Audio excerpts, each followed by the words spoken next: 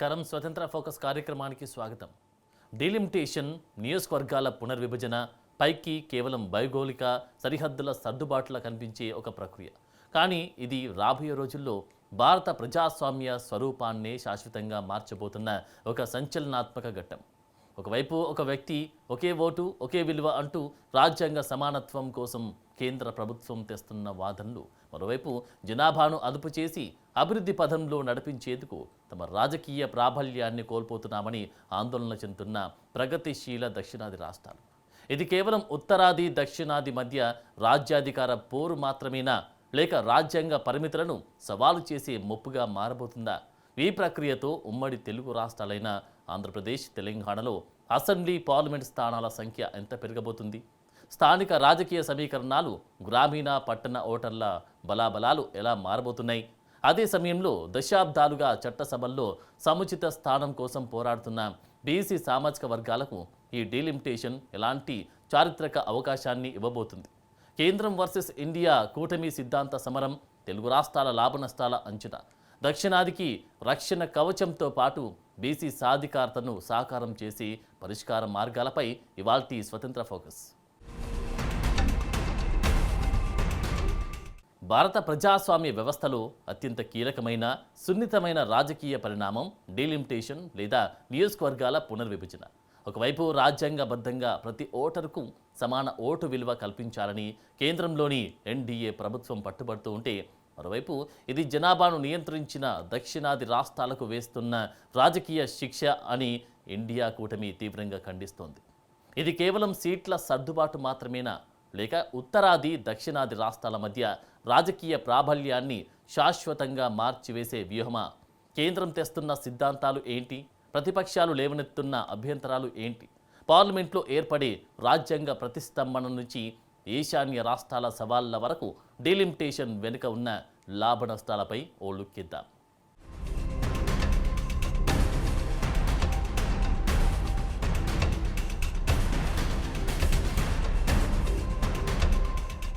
భారత రాజ్యాంగంలోని ఆర్టికల్ 82 ప్రకారం ప్రతి 10 ఏళ్లకొకసారి జనాభా లెక్కలు పూర్తయిన తర్వాత పార్లమెంట్, అసెంబ్లీ నియోజకవర్గాల సరిహద్దులను పునర్విభజించాలి. ప్రజాస్వామ్యంలో ప్రజల ప్రాతినిధ్యం సమానంగా ఉండాలనేదే దీని రాజ్యాంగ సూత్రం. అయితే 1970లలో ప్రవేశపెట్టిన జాతీయ కుటుంబ నియంత్రణ విధానాలు దెబ్బతినకూడదనే ఉద్దేశంతో 1976లో ఇందిరాగాంధీ ప్రభుత్వం 1971 జనాభా లెక్కల ఆధారంగా నియోజకవర్గాల సంఖ్యను 2001 వరకు స్తంభింపజేసింది. ఆ తర్వాత 2002లో వాజ్పేయి ప్రభుత్వం ఈ స్తంభనను 2026 వరకు పొడిగించింది.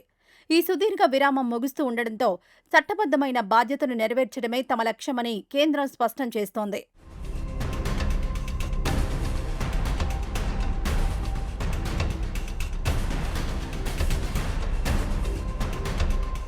కేంద్రం ప్రధానంగా వినిపిస్తున్న ప్రజాస్వామ్య సూత్రం 1 పర్సన్ 1 వాల్యూ. ప్రస్తుతం ఉత్తరప్రదేశ్లో ఒక లోక్సభ సభ్యుడు దాదాపు 30 లక్షల మంది ప్రజలకు ప్రాతినిధ్యం వహిస్తుంటే, తమిళనాడు లేదా ఆంధ్రప్రదేశ్లో ఒక ఎంపీ 18 నుండి 20 లక్షల మందికి మాత్రమే ప్రాతినిధ్యం వహిస్తున్నారు. ఇది రాజ్యాంగం ప్రసాదించిన ఓటు సమానత్వ సూత్రానికి విరుద్ధమని కేంద్రం వాదిస్తోంది. ప్రతి పౌరుడి ఓటుకు దేశంలో ఎక్కడున్నా ఒకే విలువ ఉండాలని, జనాభా ప్రాతిపదికన మాత్రమే ఈ అసమానతలను సరిదిద్దగలమని కేంద్ర ప్రభుత్వం బలంగా నమ్ముతోంది.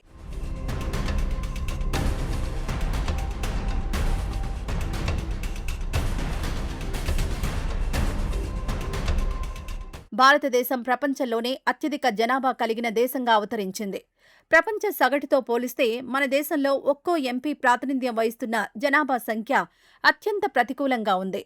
నియోజకవర్గాలు చిన్నవిగా మారినప్పుడే ప్రజాప్రతినిధులు నియోజకవర్గ ప్రజలకు అందుబాటులో ఉంటారని, పాలనా యంత్రాంగం సులువవుతుందని కేంద్రం పేర్కొంటోంది. భవిష్యత్తులో పెరగబోయే ఎంపీల సంఖ్యకు అనుగుణంగానే కొత్త పార్లమెంట్ భవనాన్ని నిర్మించాలని లోక్సభలో 888 మంది, రాజ్యసభలో 384 మంది కూర్చునేలా మౌలిక వసతులు కల్పించడం ఈ ముందుచూపులో భాగమేనని అధికార వర్గాలు చెబుతున్నాయి.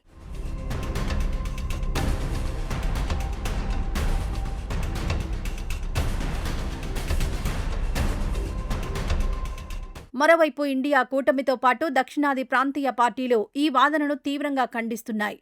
1970ల నుండి కేంద్ర ప్రభుత్వం ఇచ్చిన కుటుంబ నియంత్రణ పిలుపును అత్యంత బాధ్యతాయుతంగా అమలు చేసిన రాష్ట్రాలు ఆంధ్రప్రదేశ్, తెలంగాణ, తమిళనాడు, కేరళ, కర్ణాటక. అక్షరాస్యత, ఆరోగ్య సంరక్షణ, మహిళా సాధికారత ద్వారా ఈ రాష్ట్రాలు సంతానోత్పత్తి రేటును గణనీయంగా తగ్గించాయి. కానీ ఇప్పుడు కేవలం తరల గణన ఆధారంగా సీట్లు కేటాయిస్తే జనాభాను నియంత్రించి దేశాభివృద్ధికి తోడ్పడినందుకు దక్షిణాదికి బహుమతి ఇవ్వాల్సింది పోయి రాజకీయంగా బలహీనపరిచే శిక్ష వేస్తున్నారని ప్రతిపక్షాలు నిలదీస్తున్నాయి.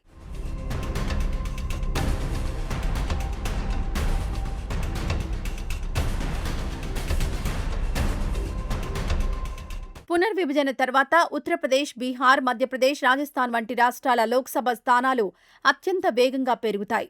ఉదాహరణకు యూపీ సీట్లు 80 నుండి 140 పైచిలుకు పెరిగే అవకాశం ఉండగా దక్షిణాది రాష్ట్రాల సీట్ల సంఖ్య నామమాత్రంగా పెరుగుతుంది లేదా స్థిరంగా ఉంటుంది. ఫలితంగా లోక్సభలో దక్షిణాది వాటా ప్రస్తుతం ఉన్న 24% నుండి 18 నుండి 20% పడిపోతుంది. దీనివల్ల కేంద్రంలో ఏ ప్రభుత్వం ఏర్పడాలన్నా కేవలం కొన్ని ఉత్తరాది రాష్ట్రాల మద్దతుంటే సరిపోతుంది. దక్షిణాది రాష్ట్రాలు కేంద్రంలో నిర్ణయాత్మక శక్తిని శాశ్వతంగా కోల్పోయి ప్రాంతీయ ఆధిపత్య పోరుకు దారితీస్తుందని ఇండియా కూటమి ఆందోళన వ్యక్తం చేస్తోంది.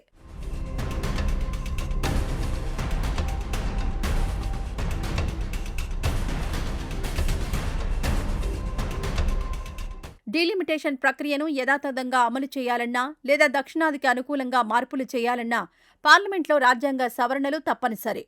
రాజ్యాంగ సవరణ బిల్లులు నెరవేరాలంటే ఉభయ సభల్లో 3/2 మెజారిటీ అత్యవసరం. లోక్సభలో సంఖ్యాబలం ఉన్నప్పటికీ రాజ్యసభలో లేదా ప్రాంతీయ పార్టీల మద్దతు లేకుండా కేంద్రం ఏకపక్షంగా ముందడుగు వేయడం అసాధ్యం. ఇండియా కూటమితో పాటు దక్షిణాది ఎంపీలందరూ ఏకమైతే పార్లమెంట్లో తీవ్ర రాజ్యాంగ ప్రతిష్టంభన ఏర్పడే ప్రమాదం ఉంది.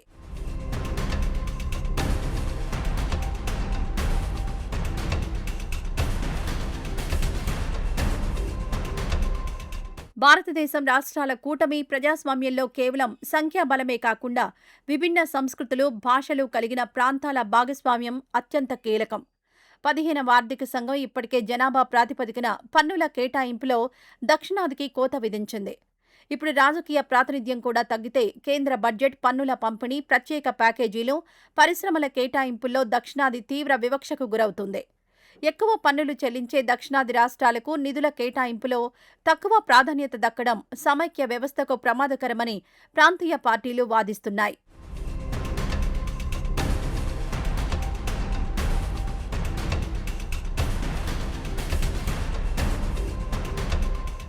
డీలిమిటేషన్ అనేది కేవలం ఉత్తర దక్షిణ వివాదం మాత్రమే కాదు, భౌగోళికంగా అత్యంత సున్నితమైన ఈశాన్య రాష్ట్రాలలోనూ తీవ్ర చలనాన్ని కలిగిస్తోంది. అస్సాం, మణిపూర్, నాగాలాండ్, అరుణాచల్ ప్రదేశ్లలో స్థానిక గిరిజన వర్గాలు, శరణార్థుల జనాభా మార్పుల వల్ల డీలిమిటేషన్ తీవ్ర ఘర్షణలకు దారితీసే అవకాశం ఉందని ఆందోళన చెందుతున్నారు. సరిహద్దు భద్రత, స్థానిక తెగల హక్కులు దెబ్బతినకుండా ఈశాన్య రాష్ట్రాల విషయంలో కేంద్ర ప్రభుత్వం ప్రత్యేక ప్రాధాన్యతతో కూడిన విధానాన్ని ప్రకటించాల్సి ఉంటుంది.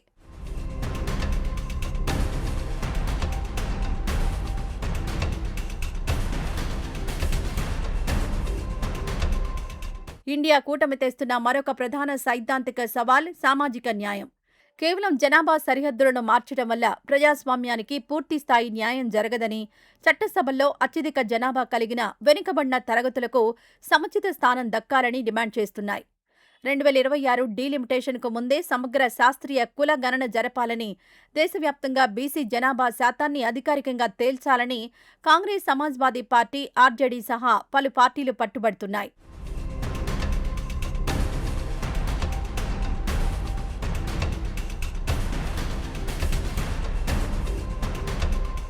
మొత్తంగా చూస్తే ప్రస్తుతం చట్టసభల్లో ఎస్సీ, ఎస్టీ వర్గాలకు మాత్రమే రాజ్యాంగబద్ధ రిజర్వేషన్లున్నాయి.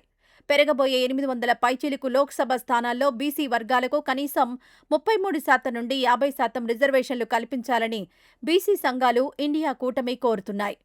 కేవలం జనాభాను మాత్రమే ప్రామాణికంగా తీసుకోకుండా తలసరి ఆదాయం, మానవాభివృద్ధి సూచికలు, జనాభా నియంత్రణ విజయాలను పరిగణలోకి తీసుకుని సీట్ల కేటాయింపులో ప్రత్యేక వెయిటేజ్ ఇవ్వాలి. అప్పుడే ప్రతి పౌరుడి ఓటుకు విలువ దక్కుతుంది, దక్షిణాది ఉనికి కాపాడబడుతుందని విశ్లేషకులు బలంగా వాదిస్తున్నారు.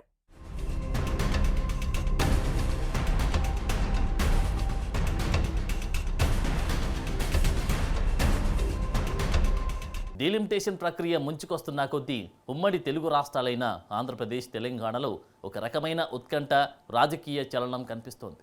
బయటకు చూస్తే పార్లమెంటు, అసెంబ్లీ స్థానాల సంఖ్య పెరిగి కొత్త నాయకత్వానికి బాటలు పడుతున్నట్లు కనిపిస్తున్న లోతుగా పరిశీలిస్తే జాతీయ స్థాయిలో తెలుగువారి రాజకీయ ప్రాబల్యం మస్కబారే ప్రమాదముందనే హెచ్చరికలు వినిపిస్తున్నాయి.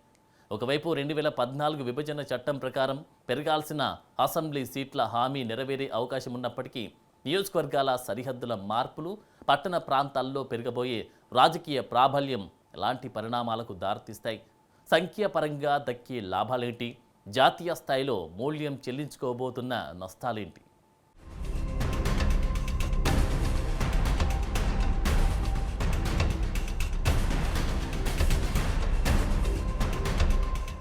రెండు 2014లో ఆంధ్రప్రదేశ్ విభజన సమయంలో రూపొందించిన ఏపీ పునర్వ్యవస్థీకరణ చట్టం సెక్షన్ 26 ప్రకారం రెండు రాష్ట్రాల్లోనూ అసెంబ్లీ నియోజకవర్గాల సంఖ్యను పెంచాలని పొందుపరిచారు.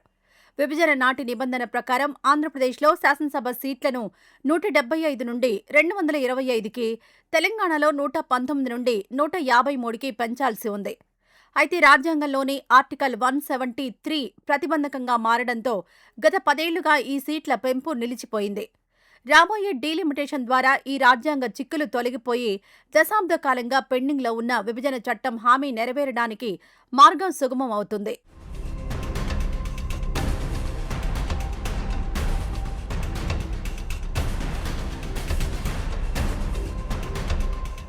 ఆంధ్రప్రదేశ్లో సీట్లు 225కి, తెలంగాణలో సీట్లు 153కి పెరిగితే స్థానిక రాజకీయ సమూహాల్లో గుణాత్మక మార్పులొస్తాయి. ప్రస్తుతం తీవ్ర పోటీ నెలకొన్న నియోజకవర్గాల్లో సీట్ల సర్దుబాటు సులువవుతుంది. అధికార, ప్రతిపక్ష పార్టీలో దశాబ్దాలుగా అవకాశాల కోసం వేచి చూస్తున్న ద్వితీయ శ్రేణి నాయకులు, యువత, సామాజికంగా వెనుకబడిన వర్గాలకు శాసనసభలోకి ప్రవేశించేందుకు విస్తృత మార్గాలు సుగమం అవుతాయి. పెరిగిన నియోజకవర్గాల వల్ల స్థానిక సమస్యలపై ప్రజాప్రతినిధుల దృష్టి కేంద్రీకృతమై పాలన కూడా మరింత సులభతరమయ్యే అవకాశం ఉంది.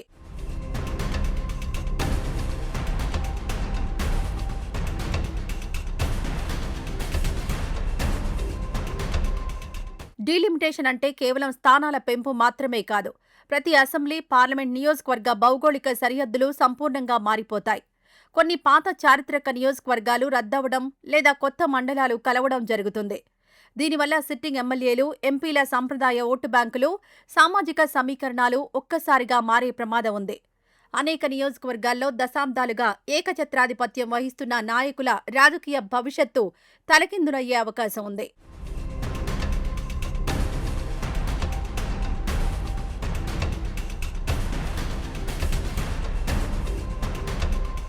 ప్రస్తుతం ఆంధ్రప్రదేశ్లో 25, తెలంగాణలో 17 లోక్సభ స్థానాలు కలిపి ఉమ్మడిగా 42 పార్లమెంట్ సీట్లున్నాయి.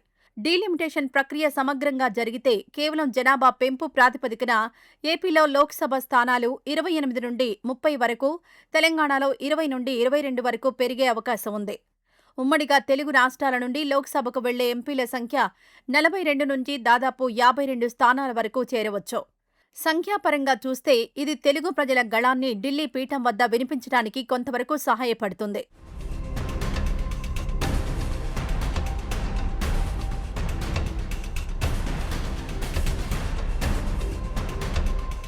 అంకెల్లో లోక్సభ సీట్లు పెరిగినప్పటికీ జాతీయ స్థాయిలో తెలుగు రాష్ట్రాల రాజకీయ శాతం బలం తగ్గిపోవడమే అసలైన నష్టం. ప్రస్తుతం ఉన్న 543 సభ్యుల లోక్సభలో 42 సీట్లతో తెలుగు రాష్ట్రాల వాటా దాదాపు 7.7% ఉంది. డీలిమిటేషన్ తర్వాత జాతీయంగా మొత్తం లోక్సభ సీట్ల సంఖ్య 848కి పెరిగితే తెలుగు రాష్ట్రాల ఉమ్మడి స్థానాలు 50 నుండి 52కు చేరినా మొత్తం సభలో మన వాటా 5.08% నుండి 6%కి చేరుతోంది. అంటే ఎంపీల సంఖ్య పెరిగినా పార్లమెంట్లో తెలుగు మాట్లాడే ప్రాంతాల సమిష్టి ప్రాభవం, బేరసారాల శక్తి గణనీయంగా తగ్గుతుంది.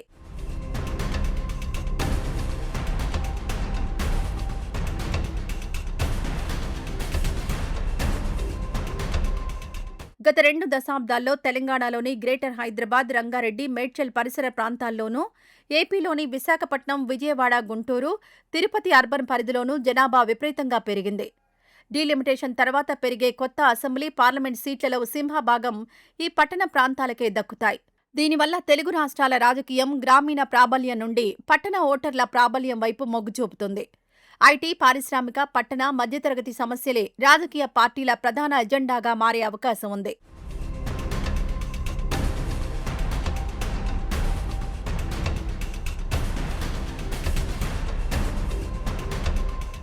ఉత్తర భారతదేశంలోని ఉత్తరప్రదేశ్ ప్రస్తుతం 80 సీట్ల నుండి 120 నుంచి 143 సీట్లకు, బీహార్, రాజస్థాన్, మధ్యప్రదేశ్ వంటి రాష్ట్రాలు జనాభా వృద్ధి కారణంగా విపరీతమైన సీట్లను సాధిస్తాయి. ఈ రాష్ట్రాల సీట్లు గణనీయంగా పెరగడం వల్ల కేంద్రంలో ఏ ప్రభుత్వం ఏర్పడాలన్నా కేవలం ఉత్తరాది రాష్ట్రాల తీర్పే నిర్ణయాత్మకం అవుతుంది. గతంలో కేంద్రంలో ప్రభుత్వాన్ని ఏర్పాటు చేయడంలో లేదా పడగొట్టడంలో ఉమ్మడి ఆంధ్రప్రదేశ్ 42 సీట్లతో వహించిన కింగ్ మేకర్ పాత్ర ఇకపై సాధ్యపడదు. జాతీయ రాజకీయ గురుత్వాకర్షణ కేంద్రం పూర్తిగా ఉత్తరాదికి తరలిపోతుంది.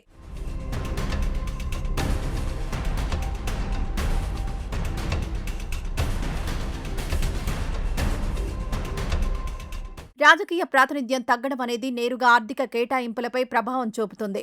15వ ఆర్థిక సంఘం ఇప్పటికే నిధుల వికేంద్రీకరణలో 2011 జనాభా లెక్కలకు అధిక ప్రాధాన్యత ఇవ్వడం వల్ల ప్రగతిశీల తెలుగు రాష్ట్రాలు కొంత నిధుల కోతను ఎదుర్కొన్నాయి. ఇప్పుడు పార్లమెంట్లో దక్షిణాది ఎంపీల శాతం తగ్గితే కేంద్ర పన్నుల వాటా, బడ్జెట్ గ్రాంట్లు, జాతీయ ప్రాజెక్టులు, పరిశ్రమల సాధనలో ఏపీ, తెలంగాణ గళం బలహీనపడుతుంది. పన్నులు ఎక్కువగా కడుతూ కేంద్రం నుండి తక్కువ నిధులు పొందే పరిస్థితి మరింత తీవ్రతరమవుతుంది.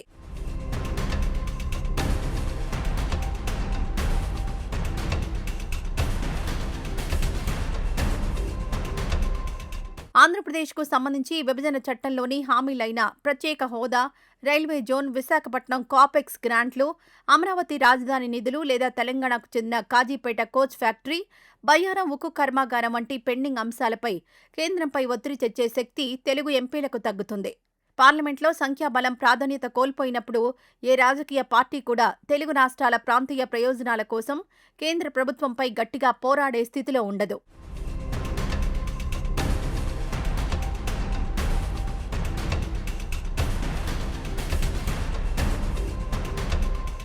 ఈ నష్టాలను నివారించాలంటే తెలుగు రాష్ట్రాలతో పాటు ఇతర దక్షిణాది రాష్ట్రాలు కేంద్రం ముందు బలమైన రాజ్యాంగ సవరణల ప్రతిపాదనలుంచాలి.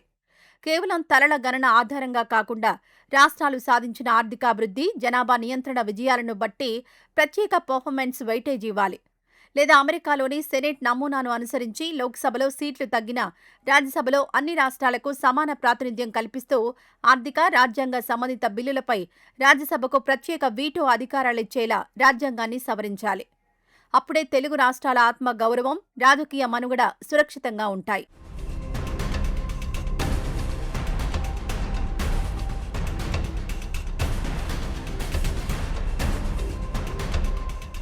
డీలిమిటేషన్ అనేది కేవలం రాజ్యాంగబద్ధమైన అంకెల సర్దుబాటు మాత్రమే కాదు.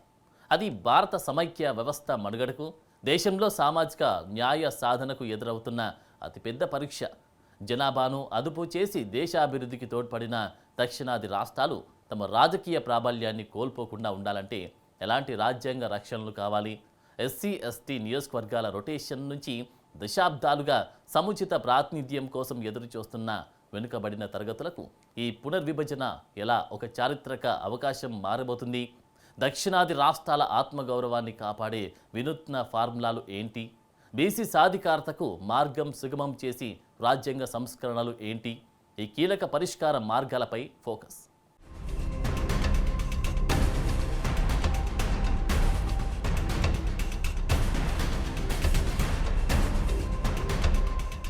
డీలిమిటేషన్ ప్రక్రియలో కేవలం తలల గణన మాత్రమే ప్రామాణికం కాకూడదు.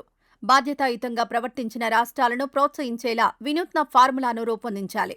జనాభాతో పాటు రాష్ట్రాలు సాధించిన మానవ అభివృద్ధి సూచికలు, అక్షరాస్యత, తలసరి ఆదాయం, శిశు మరణాల తగ్గింపు, ముఖ్యంగా జనాభా నియంత్రణ విజయాలకు ప్రత్యేక బోనస్ మార్కులివ్వాలి. జనాభా ప్రాతిపదికన 60 నుండి 70% సీట్లు కేటాయిస్తే మిగిలిన 30 నుండి 40% సీట్లను ఈ అభివృద్ధి సూచికల ఆధారంగా కేటాయించాలి. దీనివల్ల ప్రగతిశీల దక్షిణాది రాష్ట్రాలకు సీట్ల కేటాయింపులో తగిన న్యాయం జరుగుతుంది.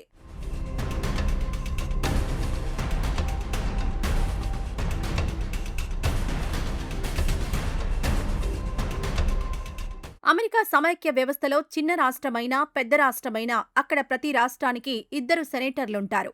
అదే నమూనాలో భారత రాజ్యసభను పునర్వ్యవస్థీకరించాలి. లోక్సభలో జనాభా ఆధారంగా ప్రాతినిధ్యం ఉన్నప్పటికీ రాజ్యసభలో జనాభాతో సంబంధం లేకుండా దక్షిణాది, ఉత్తరాది అనే తేడా లేకుండా ప్రతి రాష్ట్రానికి సమాన సంఖ్యలో స్థానాలు కేటాయించాలి. అంతేకాకుండా ఆర్థిక, రాజ్యాంగ సవరణ బిల్లులపై రాజ్యసభకు ప్రత్యేక వీటో అధికారాలిచ్చేలా రాజ్యాంగాన్ని సవరించాలి. దీనివల్ల లోక్సభలో సంఖ్యాబలం తగ్గినా రాజ్యసభ ద్వారా దక్షిణాది తన హక్కులను కాపాడుకోగలుగుతుంది.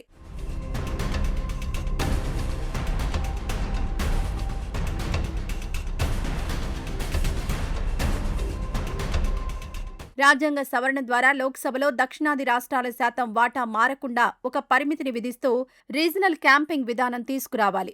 ప్రస్తుతం లోక్సభలో దక్షిణాది రాష్ట్రాలైన ఏపీ, తెలంగాణ, తమిళనాడు, కేరళ, కర్ణాటక వాటా దాదాపు 24% ఉంది.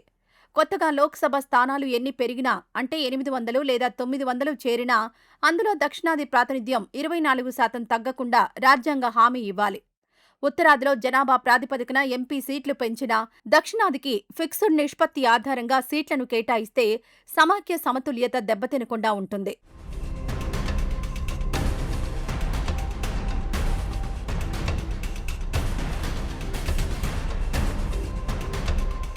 నియోజకవర్గాల పునర్విభజన పరోక్షంగా ఆర్థిక సంఘం ఇచ్చే నిధుల కేటాయింపుపై తీవ్ర ప్రభావం చూపుతుంది. రాజకీయ ప్రాతినిధ్యం తగ్గడం వల్ల దక్షిణాదికొచ్చే కేంద్ర నిధుల వాటా పడిపోకుండా రాజ్యాంగబద్ధమైన రక్షణలు కల్పించాలి. ప్రతి రాష్ట్రం చెల్లించే పన్నుల్లో కనీసం 50% భాగం తిరిగి ఆయా రాష్ట్రాలకే దక్కేలా ట్యాక్స్ రిటర్న్ ఫార్ములాను నిర్బంధం చేయాలి. రాజకీయంగా గలం తగ్గినా ఆర్థికంగా దక్షిణాది రాష్ట్రాలు తమ స్వయం ప్రతిపత్తిని, అభివృద్ధి వేగాన్ని కాపాడుకోవడానికి ఈ ఆర్థిక సంస్కరణలు ఎంతగానో ఉపయోగపడతాయి.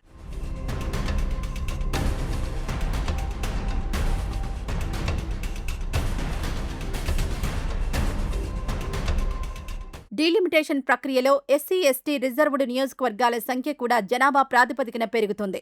అయితే దశాబ్దాలుగా కొన్ని నియోజకవర్గాలు నిర్బంధంగా ఎస్సీ, ఎస్టీ స్థానాలుగానే కొనసాగుతూ ఉండడంపై అసంతృప్తి ఉంది. డీలిమిటేషన్లో తప్పనిసరిగా రొటేషన్ విధానం అమలు చేయాలి. సుదీర్ఘకాలంగా రిజర్వ్ అయి ఉన్న స్థానాలను జనరల్గా మార్చడం, నూతన జనాభా లెక్కల ప్రకారం ఎక్కువ ఎస్సీ, ఎస్టీ జనాభా ఉన్న కొత్త స్థానాలను రిజర్వ్ చేయడం ద్వారా స్థానిక సమాజాలలో సమతుల్యత సాధించవచ్చు.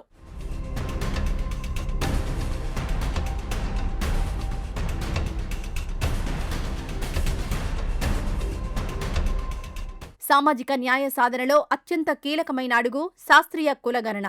1931 తర్వాత దేశంలో అధికారికంగా కులగణన జరగలేదు. 2011లో చేసిన సర్వే సాంకేతిక లోపాల వల్ల బయటకు రాలేదు. కాబట్టి 2026 డీలిమిటేషన్ ప్రక్రియ పూర్తి కాకముందే దేశవ్యాప్తంగా ఆధునిక డిజిటల్ సాంకేతికతతో ముందస్తు కోడింగ్ పద్ధతి ద్వారా పారదర్శకంగా కులగణన జరపాలి. ఎవరి జనాభా ఎంతో ఖచ్చితమైన అంకెలు తేలినప్పుడు మాత్రమే ప్రజాస్వామ్యంలో అధికార పంపిణీకి సరైన ప్రాతిపదిక ఏర్పడుతుంది.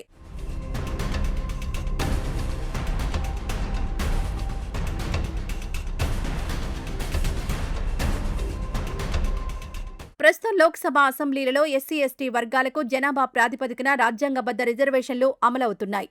కానీ దేశ జనాభాలో 50% పైగా ఉన్న బీసీలకు చట్టసభల్లో ఎటువంటి కోటా లేదు. డీలిమిటేషన్ ద్వారా కొత్తగా పెంచబోయే లోక్సభ, అసెంబ్లీ స్థానాల్లో బీసీలకు కనీసం 33% నుండి 50% వరకు నియోజకవర్గాలను నోటిఫై చేస్తూ బీసీ రిజర్వ్డ్ సీట్లుగా కేటాయించాలి. ఇది అమలైతే స్థానిక సంస్థలకే పరిమితమైన బీసీ నాయకత్వం చట్టాలు చేసే అత్యున్నత వేదికలపై అడుగుపెడుతుంది.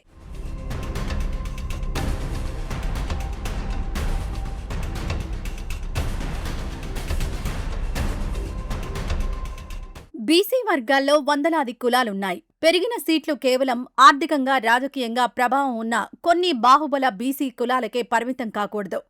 రాజ్యాంగంలోని సమానత్వ సూత్రం ప్రకారం బీసీ జాబితాలోని అత్యంత వెనుకబడిన వర్గాలకు, సంచార జాతులకు రాజ్యాధికారంలో వాటా దక్కాలి. అందుకోసం డీలిమిటేషన్ కేటాయింపుల్లో బీసీఏ, బీసీబీ, బీసీసీ, బీసీడీ తరహాలో అంతర్గత వర్గీకరణ చేపట్టి చిన్న కులాలకు ప్రత్యేక నియోజకవర్గాలను కేటాయించాలి.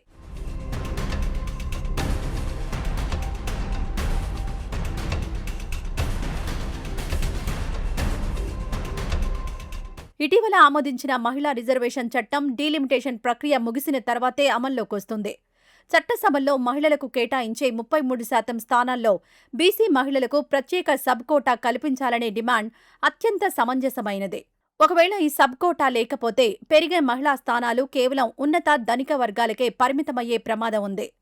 బీసీ మహిళలకు రాజకీయ గుర్తింపు లభించినప్పుడే క్షేత్రస్థాయి వరకు సామాజిక సాధికారత విస్తరిస్తుంది.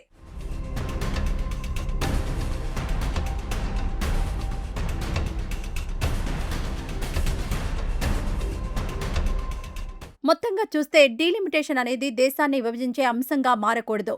ప్రగతిశీల దక్షిణాది రాష్ట్రాల అభివృద్ధికి శిక్ష పడకుండా రాజ్యాంగ రక్షణలు కల్పిస్తూనే దేశంలో మెజారిటీగా ఉన్న బీసీ, అణగారిన వర్గాలకు రాజ్యాధికార భాగస్వామ్యం కల్పించే దిశగా దీనిని ఉపయోగించుకోవాలి. ప్రాదేశిక హక్కులు, సామాజిక హక్కులు రెంటినీ సమతుల్యం చేసే సమీకృత డీలిమిటేషన్ ఫార్ములాను కేంద్ర ప్రభుత్వం రూపొందించినప్పుడే భారత ప్రజాస్వామ్యం మరింత పరిపుష్టం అవుతుంది.